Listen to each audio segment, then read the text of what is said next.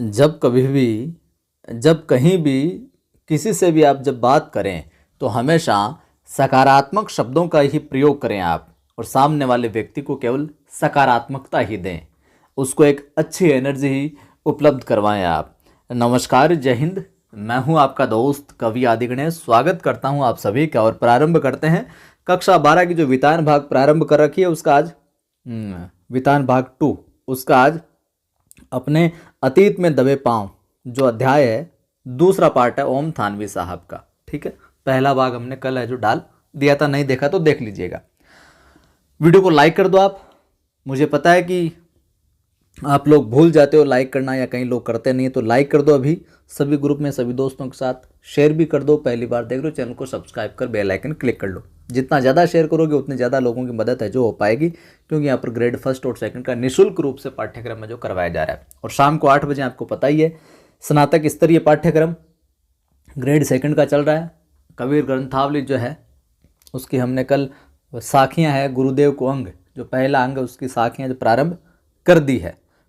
ठीक है, और पढ़ाई को लेकर आप बहुत चिंतित रहते हो, निराशा में रहते हो किस प्रकार से क्या पढ़ाई करूं, तो मेरा दूसरा जो चैनल है आदि की आवाज़ नाम से, एक दूसरा यूट्यूब चैनल है मेरा आदि की आवाज़ नाम से। थोड़ी देर पहले ही वहाँ पर एक वीडियो डाला है मैंने, ज़रूर देखिएगा।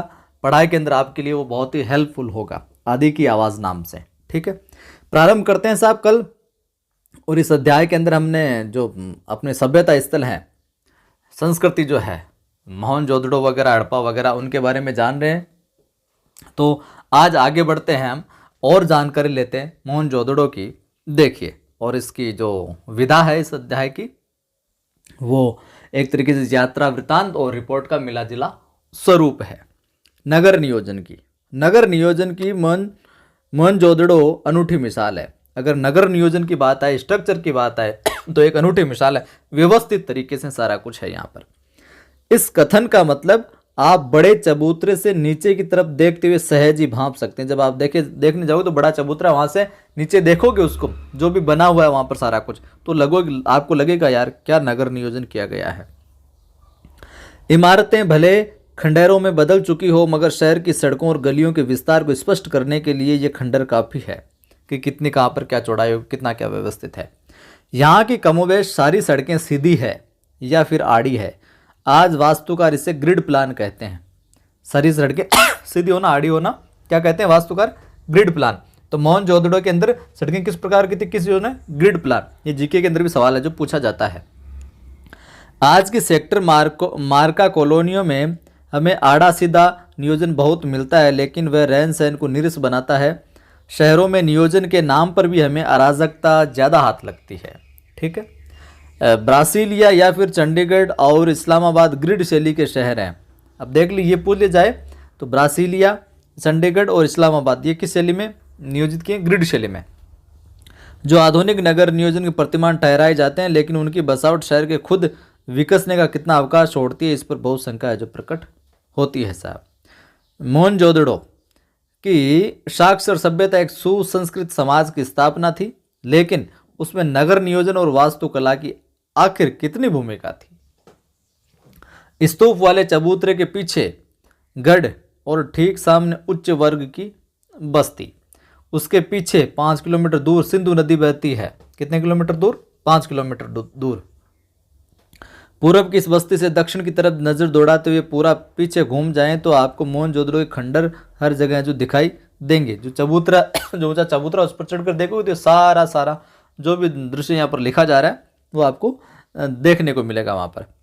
दक्षिण में जो टूटे फूटे घरों का जमघट है वह कामगारों की बस्ती है। कहा जा सकता है कि इतर वर्ग की। संपन्न समाज में वर्ग भी होंगे, लेकिन क्या निम्न वर्ग यहाँ नहीं था? कहते हैं निम्न वर्ग के घर इतनी मजबूत सामग्री के नहीं रहे होंगे कि 5000 साल टिक सके। उनकी बस्तियाँ और दूर रही होगी। ये भी है कि 100 साल में अब तक इस इलाके के 1/3 हिस्से की खुदाई हो पाई है। 1/3 हिस्सा ये भी तो खुदा है 100 साल में इसका, अब वह भी बंद हो चुकी है साहब। आगे और खोदना नहीं चाह रहे, कोई योजना नहीं बन रही। हम पहले स्तूप के टीले से महाकुंड के विहार की दिशा में उतरे, जो यात्रा कर रहे थे वहाँ पर। तो हम पहले क्या, स्तूप के टीले से महाकुंड के विहार की दिशा में उतरे। दाईं तरफ एक लंबी गली दिखती है, इसके आगे महाकुंड है। पता नहीं सायास है या संयोग के धरोहर के प्रबंधकों ने उस गली का नाम क्या कर दिया, देवमार्ग रखा है। माना जाता है कि उस सभ्यता में सामूहिक स्नान किसी अनुष्ठान का अंग होता था। सामूहिक स्नान का मतलब क्या होता था, किसी अनुष्ठान का अंग होता था सामूहिक स्नान करना भी। कुंड करीब 40 फुट लंबा और 25 फुट चौड़ा है। तो पूछ लिया जाए मोहनजोदड़ो के अंदर कुंड की लंबाई चौड़ाई, तो ध्यान में रखना है, सवाल पूछा जाए 40 फुट तो लंबा है और 25 फुट है जो चौड़ा है। देखिए यहाँ पर और वीडियो में भी आप देखोगे कई ट्रेवलर वहाँ पर व्लॉग शूट किए हैं, तो देखिए ये चीज़ है जो आपको देखने को मिली। और यहाँ चढ़कर आप देखोगे मामला तो सारा का सारा ये प्रक्रम जो देखने को मिलेगा। इधर गहराई 7 फुट है इसकी। कुंड में उत्तर और दक्षिण में सीढ़ियाँ हैं। देखिए ये दिख रही ना सीढ़ियाँ, यहाँ पर उत्तर और दक्षिण में सीढ़ियाँ हैं, उतरती है सीढ़ियाँ। इसके 3 तरफ साधु कक्ष बने हुए हैं, 3 तरफ साधु कक्ष हैं।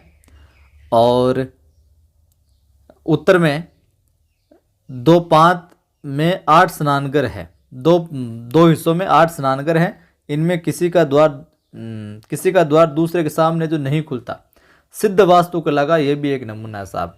एक गेट आमने सामने नहीं खुलती, ये भी कमाल की कारीगरी आर्किटेक्चर ने दिमाग लगाया है। ये मोहनजोदड़ो का प्रसिद्ध जलकुंड है जो आप देख रहे हैं। इस कुंड में खास बात पक्की ईंटों का जमाव है। कुंड का पानी रिस न सके और बाहर का अशुद्ध पानी कुंड में न आए, इसके लिए कुंड के तल में और दीवारों पर ईंटों के बीच चूने और चिरोड़ी के गारे का इस्तेमाल है जो किया हुआ है। पार्श्व की दीवार, पीछे की दीवारों के साथ दूसरी दीवार खड़ी की गई है जिसमें सफ़ेद डामर का प्रयोग किया गया है। कुंड के पानी के बंदोबस्त के लिए एक तरफ कुआं है, दोहरे घेरे वाला ये अकेला कुआं है। इसमें भी कुंड के पवित्र या अनुष्ठानिक होने के क्या है प्रमाण माने गए देखने को मिलता है। कुंड से पानी को बाहर बहाने के लिए नालियां बनी हुई है। इनकी खासियत यह है कि ये पक्की ईंटों से बनी और ईंटों से ढकी भी है। मतलब कि इस पाठ के माध्यम से ये जताना चाह रहे हैं कितनी व्यवस्थित तरीके से, सुनियोजित तरीके से नगर नियोजन किया गया है। जल निकासी का उन्नत प्रबंध जो सिंधु घाटी की अनूठी विशेषता। देखिए ये जल निकासी के लिए आगे देखिए,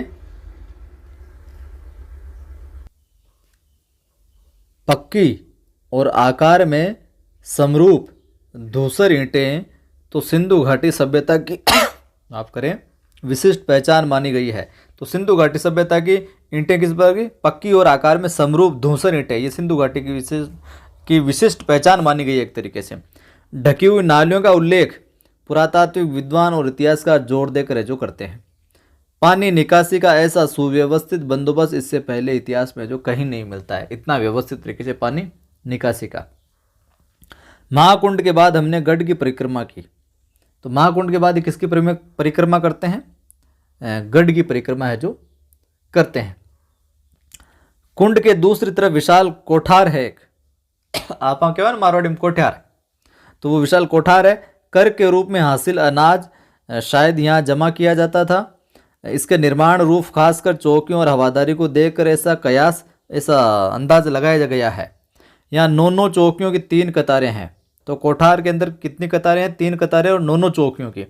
उत्तर में एक गली है जहाँ बैलगाड़ियों का जिनके प्रयोग के साक्ष्य भी मिले हैं, ढुलाई के लिए आवागमन होता होगा। ठीक इसी तरह का कोठार हड़प्पा में भी है जो पाया गया है साहब। अब यह जग जाहिर है कि सिंधु घाटी के दौर में व्यापार ही नहीं उन्नत खेती भी होती थी और बरसों ये माना जाता रहा कि सिंधु घाटी के लोग अनुपजाते नहीं थे, उसका आयात करते थे। नई खोज ने इस ख्याल को निर्मूल साबित कर दिया है, बल्कि कुछ विद्वान मानते हैं कि वह मूलतः खेतीहर और पशुपालक सभ्यता ही थी। कि यहाँ के लोग पहले तो मानने को स्वीकारने थे कि यहाँ पर खेती वगैरह भी होती थी, लेकिन अब यह बात भी पुख्ता हो गई कि वो खेती भी करते थे और पशुपालक भी थे, मूलतः यही थे। लोहा शुरू में नहीं था, पर पत्थर और तांबे की बहुतायत थी। पत्थर सिंध में ही था, तांबे की खानें राजस्थान में थी। इनके उपकरण खेतीबाड़ी में प्रयोग किए जाते थे, जबकि मिस्र और सुमेर में चकमक और लकड़ी के उपकरण है जो इस्तेमाल होते थे। तो इस समय मिस्र और सुमेर में किस प्रकार के उपकरण इस्तेमाल होते थे, लकड़ी और चकमक के उपकरण। ठीक है। इतिहासकार इरफान हबीब के मुताबिक यहाँ के लोग रबी की फसल लेते थे। तो ये जरूर ध्यान में रखना, इतिहासकार इरफान हबीब के मुताबिक यहाँ के लोग कौन सी फसल बोते थे रबी की, जिसमें कपास, गेहूं, जौ, सरसों और चने की उपज के पुख्ता सबूत जो खुदाई में देखने को मिले हैं। वह सभ्यता का तरयुग था जो धीमे धीमे सूखे में जो ढल गया, धीरे धीरे सूखे में जो परिवर्तित हो गया बदल गया। और आगे विद्वानों का मानना है कि यहाँ ज्वार, बाजरा और रागी की उपज भी होती थी। लोग खजूर, खरबूजे और अंगूर उगाते थे, झाड़ियों से बेर जमा करते थे, कपास की खेती भी होती थी। कपास को छोड़कर बाकी सब के बीज है जो मिले हैं, कपास को छोड़कर सारों के बीज मिले हैं, जो भी बताया नाम आए बोए जाते हैं और उन्हें परखा गया है। कपास के बीज तो नहीं पर सूती कपड़ा मिला है। ये दुनिया में सूत के 2 सबसे पुराने नमूनों में से एक है। दूसरा सूती कपड़ा 3000 ईसा पूर्व का जो जॉर्डन में मिला है। तो एक तो जॉर्डन में मिला है, एक यहाँ पर मिला है। 2 ही नमूने मिलते हैं सबसे पुराने सूत के। मोहनजोदड़ो में सूत की कताई बुनाई के साथ रंगाई भी होती थी और रंगाई का एक छोटा कारखाना खुदाई में माधव स्वरूप वत्स को मिला था। किसको मिला था? माधव स्वरूप वत्स को मिला था रंगाई का। छाल्टी, लिलन और ऊन कहते हैं जिसे, यहाँ सुमेर से आयात होते थे ये चीज़ें। शायद सूत उनको निर्यात होता था, वहाँ से ये मंगवा लिया जाता था और यहाँ से सूत जो निर्यात कर दिया जाता था। जैसा कि बाद में सिंध से मध्य एशिया और यूरोप को सदियों हुआ। प्रसंगवश मेसोपोटामिया के शिलालेखों से मोहनजोदड़ो के लिए मेलुहा शब्द का संभावित प्रयोग मिलता है। तो मेसोपोटामिया के शिलालेखों में क्या मोहनजोदड़ो के लिए क्या नाम मिलता है? संभवतः ऐसे अंदाजा लगाते हैं मेलुहा। और महाकुंड के उत्तर पूर्व में एक बहुत लंबी सी इमारत के अवशेष हैं। इसके बीचों बीच खुला बड़ा दालान है, 3 तरफ बरामदे हैं, इनके साथ कभी छोटे छोटे कमरे रहे होंगे। पुरातत्व के जानकार कहते हैं कि धार्मिक अनुष्ठानों में ज्ञानशालाएं सटी हुई होती थी और उस नज़रिए से इसे कॉलेज ऑफ प्रिस्टस माना है जो जाता है। दक्षिण में एक और भग्न इमारत है, इसमें 20 खंभों वाला एक बड़ा हॉल है। अनुमान है कि ये राज्य सचिवालय, सभा भवन या कोई सामुदायिक केंद्र है जो रहा होगा। बस कल्पना ही कर सकते हैं और क्या कर सकते हैं। सोच के देखो, इतने बड़े बड़े मकान, इतने बड़े बड़े लोग कैसे रहते होंगे, क्या करते होंगे, कैसे मतलब उनके दिनचर्या कैसी होती होगी, पर्यावरण का कितना मतलब शुद्ध होता होगा उस समय पर्यावरण, शाम के समय में कितना अच्छा लगता होगा, प्रातःकाल कितना अच्छा लगता होगा जब इतना पॉल्यूशन वगैरह, गाड़ियाँ वाड़ियाँ नहीं थी, लोग एक दूसरे जगह बैठ कर गप्पे मारे। मतलब इमेजिन करके देखो कितना अच्छा फील होगा आपको। गढ़ की 4 दीवारी लांग कर हम बस्तियों की तरफ है जो आगे बढ़ते हैं। ये गढ़ के मुकाबले छोटे टीलों पर बनी है, इसलिए इसे नीचा नगर है जो कहकर भी पुकारा जाता है। तो खुदाई की प्रक्रिया में टीलों का आकार घट गया है, कहीं कहीं वे फिर ज़मीन से जा मिले और बस्ती के कुएं लगता है जैसे मीनारों की शक्ल में धरती छोड़कर है जो बाहर निकल आए हैं। पूरब की बस्ती यानी रईसों की बस्ती है, जो पूरब की बस्ती वो रईसों की बस्ती, ध्यान में रखना है इसको। रईसों की बस्ती कौन सी, किस तरफ की? पूरब की बस्ती। हालांकि आज के युग में पूरब की बस्तियां गरीबी की बस्तियां मानी जाती है। मोहनजोदड़ो इसका उलट था, यानी बड़े घर, चौड़ी सड़कें, ज़्यादा कुएं। मोहनजोदड़ो के सभी खंडरों को खुदाई कराने वाले पुरातत्ववेताओं का संक्षिप्त नाम है जो दे दिया गया इन्होंने, जैसे डीके, हल्का, दीक्षित, काशीनाथ की खुदाई। उनके नाम पर यहाँ 2 हल्के हैं। डीके क्षेत्र दोनों बस्तियों में सबसे महत्वपूर्ण है।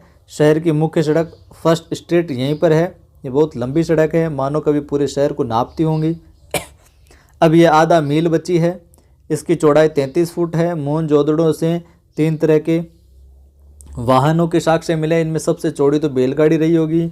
इस सड़क पर 2 बैलगाड़ियाँ एक साथ आसानी से आ जा सकती थी। डबल था भाई साहब, 2 लेन थी। ये सड़क वहाँ पहुँचती है जहाँ कभी बाजार था, और ये जाती कहाँ तक सड़क, जहाँ पर क्या मार्केट लगता था, सुपर मार्केट था भाई इनका। तो इस सड़क के दोनों ओर क्या है, घर हैं, लेकिन सड़क की ओर सारे घरों की सिर्फ पीठ दिखाई देती। देख कितना स्ट्रक्चर तरीके से बनाया गया, आप कल्पना ही नहीं कर सकते। पीठ दिखाई देती है, यानी कोई घर सड़क पर है जो नहीं खुलता, उनके दरवाजे अंदर गलियों में ही है केवल। तो दिलचस्प संयोग है कि चंडीगढ़ में ठीक यही शैली जो 50 साल पहले कार्बूजिए ने इस्तेमाल की थी, और वहाँ भी कोई घर मुख्य सड़क पर है जो नहीं खुलता। आपको किसी घर जाने के लिए मुख्य सड़क से पहले सेक्टर के भीतर दाखिल होना पड़ता है, फिर घर की गली में, फिर घर में। क्या कार्बूजिए ने ये सीख मोहनजोदड़ो से ली? कहते हैं कविता में से कविता निकलती है, कलाओं की तरह वास्तुकला में भी कोई प्रेरणा चेतन अवचेतन ऐसे ही सफ़र है जो करती होगी। तो इसे अच्छा तो है क्योंकि सारी चीज़ें सड़क पर नहीं होगी, तो बच्चे वगैरह खेलते वगैरह कोई बाहर से निकलते तो एक्सीडेंट का ये मामला नहीं रहेगा। अगर ऐसा रहेगा तो समझे मामला, मतलब अचानक घर से बाहर निकलने वाला वो। ढकी हुई नालियां मुख्य सड़क के दोनों तरफ समांतर दिखाई देती है। बस्ती के भीतर भी इनका यही रूप है। हर घर में एक स्नान घर है। घरों के भीतर से पानी या मेल की नालियां बाहर होदी तक जाती है और फिर नालियों के जल जाल से जुड़ जाती है। कहीं कहीं वे खुली है पर ज़्यादातर बंद है। स्वास्थ्य के प्रति मोहनजोदड़ो के बाशिंदों के सरोकार का ये बेहतर उदाहरण, मतलब स्वास्थ्य का पूरा ध्यान रखा जाता है कि गंदगी वगैरह नहीं हो। बस्ती के भीतर छोटी सड़कें भी और उनसे छोटी गलियां भी है। छोटी सड़कें 9 से 12 फुट तक चौड़ी है, ध्यान में रखना। छोटी सड़कों की चौड़ाई वगैरह 9 से 12 फुट। इमारतों से पहले जो चीज़ दूर से ध्यान खींचती है वह है कुओं का प्रबंध। ये कुएं भी पकी हुई एक ही आकार की ईंटों से बने। इतिहासकार कहते हैं कि सिंधु घाटी सभ्यता संसार में पहली ज्ञात संस्कृति है जो कुएं खोदकर भूजल तक है जो पहुंची थी। उनके मुताबिक केवल मोहनजोदड़ो में 700 के करीब कुएं थे। अब सोच लो साहब, उनको कुएं खोदकर पानी निकालने का भी ज्ञान था। नदी, कुएं, कुंड, स्नानागार और बेजोड़ पानी निकासी, क्या सिंधु घाटी सभ्यता को हम जल संस्कृति है जो कह सकते हैं। मोहनजोदड़ो का एक कुआं देखिए साहब आप। बड़ी बस्ती में पुरातत्व शास्त्री काशीनाथ दीक्षित के नाम पर एक हल्का डीकेजी कहलाता है और इसके घरों की दीवारें ऊंची है, मोटी है। मोटी दीवार का अर्थ ये लगाया जाता है कि उस समय दूसरी मंजिल भी रही होगी। कुछ दीवारों में छेद है जो संकेत देते हैं कि दूसरी मंजिल उठाने के लिए शायद ये 6 तीरों की जगह हो, बिल्कुल उठाने के लिए। सभी घर ईंट के हैं, एक ही आकार की ईंटें 1-2-4 के अनुपात की, सभी भट्टी में पकी हुई। हड़प्पा से हटकर जहाँ पक्की और कच्ची ईंटों का मिलाजुला निर्माण उजागर हुआ है। मोहनजोदड़ो में पत्थर का प्रयोग मामूली हुआ है केवल, ठीक है। कहीं कहीं नालियों की अनगढ़ पत्थरों से ढकी है जो दिखाई देती है, बाकी ईंटें ही है। और इन घरों में दिलचस्प बात यह है कि सामने की दीवार में केवल प्रवेश द्वार बना है, कोई खिड़की नहीं है। खिड़कियां शायद ऊपर की दीवार में रहती हो, यानी दूसरी मंजिल पर। बड़े घरों के भीतर आंगन के चारों तरफ बने कमरों में खिड़कियां जरूर है।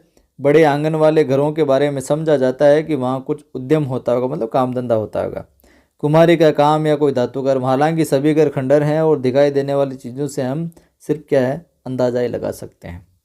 लगाते रहो अंदाजा, किताबें पढ़ते रहो और आज की पीढ़ी को पढ़ाते रहो। पर छोटे भी हैं और बड़े भी, लेकिन सब घर एक कतार में है। ज़्यादातर घरों का आकार तकरीबन 30 गुणा 30 फुट का होगा। कुछ इससे दुगुने और तिगुने आकार के भी हैं। इनकी वास्तुशैली कमोबेश एक सी प्रतीत होती है। बनाने का जो ढंग है, तरीका, वो एक सा ही लगता है। व्यवस्थित और नियोजित शहर में शायद इसका भी कोई कायदा नगरवासियों पर लागू हो। एक घर को मुखिया का घर है जो कहा जाता है। इसमें 2 आंगन और करीब 20 कमरे हैं जो हैं साहब। DKBC हल्का आगे पूरब में है। DKBC हल्का आगे क्या पूरब में है, वो इनका जो बनाया हुआ है। और दाढ़ी वाले याजक कौन, नरेश की मूर्ति इसी तरफ के एक घर से जो मिली थी। DKG की मुख्य सड़क पर दक्षिण की ओर बढ़ें तो 1.5 फर्लांग की दूरी पर HR हल्का है। सड़क उसे 2 भागों में बांट देती है। बनाया हुआ है जो HR हल्का, जो सड़क उसे 2 भागों में जो बांट देती है। यह हल्का हेरल्ड हरग्रीव्स के नाम पर है, जो वहाँ पर बनाए गए उनके नाम पर, जिन्होंने 1924-25 में राखलदास बनर्जी के बाद जो खुदाई करवाई थी। यहीं पर एक बड़े घर में कुछ कंकाल मिले थे जिन्हें लेकर कई तरह की कहानियाँ बनती रही। प्रसिद्ध नर्तकी शिल्प भी यहीं एक छोटे घर की खुदाई में निकला था। इसके बारे में पुरातत्वविद मोर्टिमर व्हीलर ने कहा था कि संसार में इसके जोड़ की दूसरी चीज़ शायद ही होगी। यह मूर्ति अब दिल्ली के राष्ट्रीय संग्रहालय में है। तो दिल्ली के राष्ट्रीय संग्रहालय में मूर्ति कौन सी है, नर्तकी वाली। यहीं पर एक बड़ा घर है जिसे उपासना केंद्र समझा जाता है और इसी के आमने सामने 2 चौड़ी सीढ़ियाँ ऊपर की मंजिल की ओर जाती है, मतलब ध्वस्त सी हो गई अब तो क्या ही जाती है। पश्चिम में गढ़ी के ठीक पीछे माधव स्वरूप वत्स के नाम पर VS हिस्सा है। यहाँ वह रंगरेज का कारखाना भी है जो लोग चाव से हैं जो देखते हैं। तो जो रंगरेज का कारखाना है, इसे भी लोग चाव से देखते हैं। और जहाँ ज़मीन में ईंटों के गोल गड्ढे उभरे हुए हैं और अनुमान है कि इनमें रंगाई के बड़े बर्तन रखे जाते होंगे रंगाई करने के लिए। 2 कतारों में 16 छोटे छोटे 1 मंजिला मकान है। एक कतार मुख्य सड़क पर है, दूसरी पीछे की छोटी सड़क की तरफ है और सब में 2-2 कमरे हैं। स्नानघर यहाँ भी सब घरों में है। बाहर बस्ती में कुएं सामूहिक प्रयोग के लिए हैं और ये कर्मचारियों या कामगारों के घर है जो रहे होंगे, ऐसा ये अनुमान लगाते हैं। मोहनजोदड़ो में कुओं को छोड़कर लगता है जैसे सब कुछ चौकोर या आयताकार हो। मतलब कुएं ही एक तरीके से गोल आकृति में है और बाकी सारी चीज़ें चौकोर और आयताकार देखने को मिलती है इनको। नगर की योजना हो, बस्तियाँ हो, घर हो, कुंड हो, बड़ी इमारतें हो, ठप्पेदार मोहरें, चौपड़ का खेल, गोटियाँ, तोलने के बाट आदि सब, इनका आकार या तो चौकोर या फिर आयताकार। छोटे छोटे घरों में छोटे कमरे समझ में आते हैं, पर बड़े घरों में छोटे कमरे देखकर अचरज होता है कि ये किस लिए थे। इसका एक अर्थ तो ये लगाया गया है कि शहर की आबादी काफ़ी रही होगी और दूसरी तरफ ये विचार सामने आया है कि बड़े घरों में निचली यानी भूतल मंजिल में नौकर चाकर रहते होंगे। और ऐसा अमेरिकी नृतत्व शास्त्री ग्रेगरी पोशेल का मानना है। बड़े घरों के आंगन में चौड़ी सीढ़ियाँ हैं, कुछ घरों में ऊपर की मंजिल के निशान भी हैं पर सीढ़ियाँ नहीं है। शायद यहाँ लकड़ी की सीढ़ियाँ रही होगी जो कालांतर में क्या बाद में नष्ट हो गई। संभव है ऊपर की मंजिल में ज़्यादा खिड़कियाँ झरोके और साज सजा रही होगी। लकड़ी का इस्तेमाल भी बहुत संभव है पूरे घर में होता हो। कुछ घरों में बाहर की तरफ सीढ़ियों के संकेत हैं। यहाँ शायद ऊपर और नीचे अलग अलग परिवार रहते होंगे। छोटे घरों की बस्ती में छोटी संकरी सीढ़ियाँ हैं, उनके पायदान भी ऊंचे हैं। ऐसा जगह की तंगी की वजह से होता होगा, मतलब कि जगह कम थी इस वजह से भी बनाया हो सकता है ये। ठीक है, गौर किया आपने कि मोहनजोदड़ो के किसी घर में खिड़कियां दरवाजों पर छज्जों के चिन्ह नहीं है। गर्म इलाकों के घरों में छाया के लिए ये आम प्रावधान होता है। वैसे क्या उस वक्त यहाँ इतनी कड़ी धूप नहीं पड़ती होगी? मुझे मोहनजोदड़ो की जानी मानी मोहरों के पशु है जो याद हुआ है। अब मोहरों पर क्या जो जानवरों के पशुओं के थे, शेर, हाथी या गेंडा इस मरुभूमि में तो हो नहीं सकते। क्या उस वक्त यहाँ जंगल भी थे? ये तथ्य स्थापित हो चुका है कि यहाँ अच्छी खेती होती थी। पुरातत्वीय शीरीन रत्नागर का मानना है, पुरातत्वीय शीरीन रत्नागर का मानना है क्या कि सिंधुवासी कुओं से सिंचाई कर लेते थे। दूसरे मोहनजोदड़ो की किसी खुदाई में नहर होने के प्रमाण नहीं मिले वैसे, यानी बारिश उस काल में काफ़ी होती होगी। फिर क्या बारिश घटने और कुओं के अत्यधिक इस्तेमाल से भूतल का जो जल भी पहुँच से दूर चला गया? क्या पानी के अभाव में ये इलाका उजड़ा? उसके साथ सिंधु घाटी की समृद्ध सभ्यता भी, मतलब ये अंदाज लगाते हैं कि ये सभ्यता आखिरकार नष्ट कैसे हुई। मोहनजोदड़ो में उस रोज हवा बहुत तेज बह रही थी। किसी बस्ती के टूटे फूटे घर के दरवाजे खिड़की के सामने से हम गुजरते तो साए साए की ध्वनि की हवा की लय साफ जो पकड़ में आती थी। यानी कि जब ये घूम रहे थे वहाँ पर उस समय का वर्णन हो रहा है। वैसे ही जैसे सड़क पर किसी वाहन से गुजरते हुए किनारे की पटरी के अंतरालों में रह रहकर हवा के लयबद्ध थपेड़े सुनाई पड़ते हैं। सुने घरों में हवा की लय और ज़्यादा गूंजती है, इतने कि कानों का अंधियारा भी सुनाई दे। यहाँ एक घर से दूसरे घर में जाने के लिए आपको किसी घर से वापस बाहर नहीं आना पड़ता। आखिर सब खंडर है, ठीक है, घूमते जाओ निकलते जाओ, सब कुछ खुला है। अब कोई घर जुदा नहीं है, हर एक घर में खुलता है, हर एक घर दूसरे में खुलता है, दूसरा तीसरे में खुलता है। जैसे पूरी बस्ती एक बड़ा घर हो, लेकिन घर एक नक्शा ही नहीं होता। हर घर का एक संस्कार में आकार होता है, भले ही वह 5000 साल पुराना घर क्यों न हो। हम में कमोबेश हर कोई पाँव आहिस्ता उठाते हुए एक घर से दूसरे घर में बेहद धीमी गति से दाखिल होता था, मानो मन में अतीत को निहारने की जिज्ञासा ही न हो। किसी अजनबी घर में अंधिकार चहलकदमी का अपराध बोध भी हो, जैसे कि हमारा कोई इन घरों में जाने का कोई अधिकार नहीं है, वैसी भावना भी। जैसे किसी पराये घर में पिछवाड़े से चोरी छुपे घुस आए। सब जानते हैं यहाँ अब कोई बसने नहीं आएगा, लेकिन ये मोहनजोदड़ो के पुरातात्विक अभियान की ही खूबी थी कि मिट्टी में इंच दर इंच कंघी कर इस कदर शहर उसकी गलियों और घरों को ढूंढा और सहेजा गया है। यह एहसास हर वक्त आपके साथ रहता है। कल कोई यहाँ बसता था। ज़रूर ये आपकी सभ्यता परंपरा है, मगर घर आपका है जो नहीं है। मैं भी प्रयास करूँगा साथियों, जीवन में कभी मौका मिला तो यहाँ पर जाने का, देखने का। अनचाहे मुझे मोहनजोदड़ो की गलियों या घरों में राजस्थान का ख्याल न आए, ऐसा नहीं हो सका। महज इसलिए नहीं कि पश्चिमी राजस्थान और सिंध गुजरात की दृश्यावली एक सी है। कई चीज़ें हैं जो मुझे यहाँ से वहाँ जोड़ जाती है, जैसे हजारों साल पुराने यहाँ के खेत, बाजरे और ज्वार की खेती। मोहनजोदड़ो के घरों में टहलते हुए मुझे कुलधरा की याद आ जाती है। कुलधरा भी इस तरह का आपने देखा होगा, वो भी वीडियोज में। ये जैसलमेर के मुहाने पर पीले पत्थर के घरों वाला एक खूबसूरत गांव है। तो कहाँ पर है कुलधरा? है जैसलमेर के मुहाने पर है, बिल्कुल पीले पत्थरों वाला एक खूबसूरत गांव।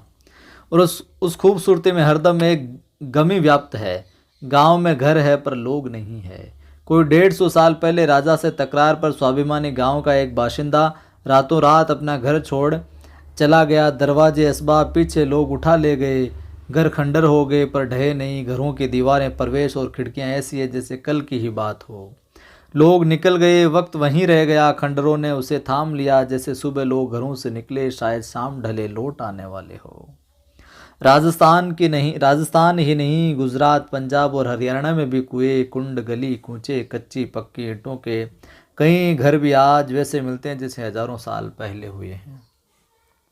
जॉन मार्शल ने मोहनजोदड़ो पर 3 खंडों का एक विशद प्रबंध छपवाया था। किसने? जॉन मार्शल ने।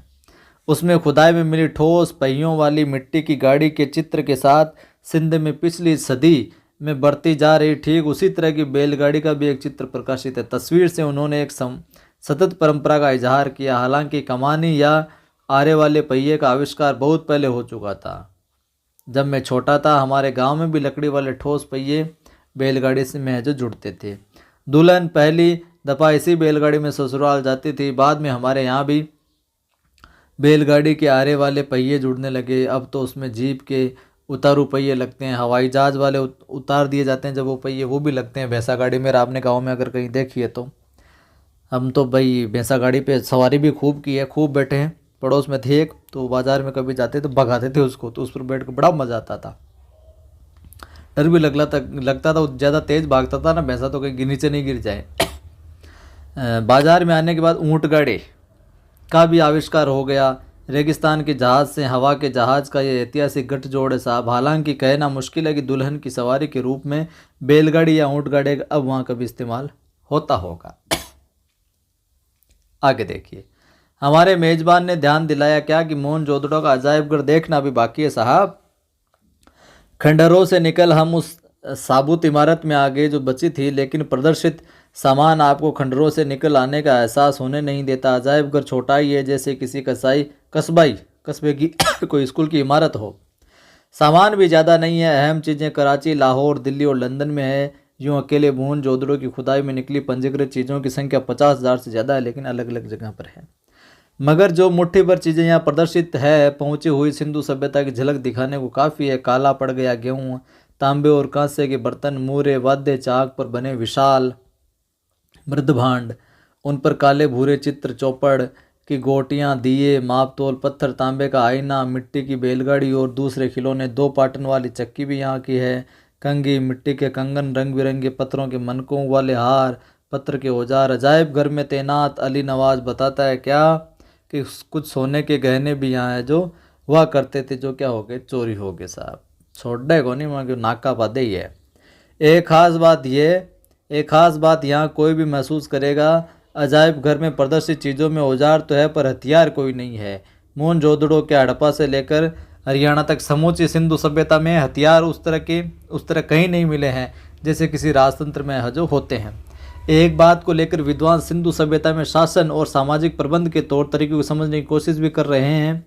वहाँ अनुशासन जरूर था पर ताकत के बल पर नहीं था। वे मानते हैं कि कोई सैन्य सत्ता शायद यहाँ नहीं रही होगी, मगर कोई अनुशासन जरूर था। नगर योजना, वास्तुशिल्प, मुहर, ठप्पों, पानी या फिर साफ सफाई जैसी जो सामाजिक व्यवस्थाएं हैं, इनके लिए कोई ना कोई डिसिप्लिन का सिस्टम तो था। यहाँ पर एक रूपता तक को कायम रखे हुए था। दूसरी बात जो सांस्कृतिक धरातल पर सिंधु घाटी सभ्यता को दूसरी जो सभ्यता उनसे अलग बनाती है, वो बात वह प्रभुत्व या दिखावे के तेवर का नदारद होना है। मतलब प्रभुत्व, देखिए मैं स्टैंडर्ड लेवल का हूँ, मैं मतलब दिखावे की प्रवृत्ति वाला यहाँ पर कुछ देखने को नहीं मिला, ये नज़ारा था, मतलब गायब था ये।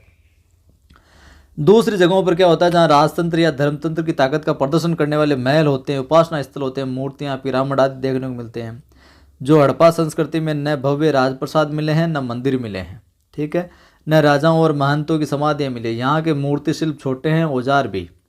मोहनजोदड़ो के नरेश के सिर पर जो मुकुट है, शायद उससे छोटे सिरपेज की कल्पना भी जो नहीं की जा सकती। और तो और उन लोगों की नावें बनावट मिस्र की नावों जैसी होते हुए भी आकार में छोटी रही है। आज के मुहावरे में कह सकते हैं वह लो प्रोफाइल सभ्यता है जो रही है।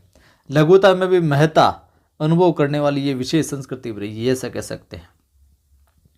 मोहनजोदड़ो सिंधु सभ्यता का सबसे बड़ा शहर ही नहीं था, उसे साधनों और व्यवस्थाओं को देखते सबसे समृद्ध नगर भी माना गया। फिर भी इसकी संपन्नता की बात कम हुई तो शायद इसलिए कि उसमें भव्यता का आडंबर नहीं है। दूसरी वजह यह भी हुई है कि मोहनजोदड़ो और हड़प्पा जो पिछली सदी में ही उद्घाटित हो सके, उनकी जो अनबूझ लिपि अभी भी सारे रहस्य अपने में जो छिपाए हुए है। अभी तक लिपि भाई साहब पढ़ी नहीं जा सकी, जिस दिन पढ़ी जाएगी ना, 4-5 किताबें और लिखी जाएगी, तो आप तैयार रहना, आने वाले पीढ़ी तैयार है भाई साहब। सिंधु लिपि पढ़ ली गई ना, 4-5 किताबें और लिख दी जाएगी। फिर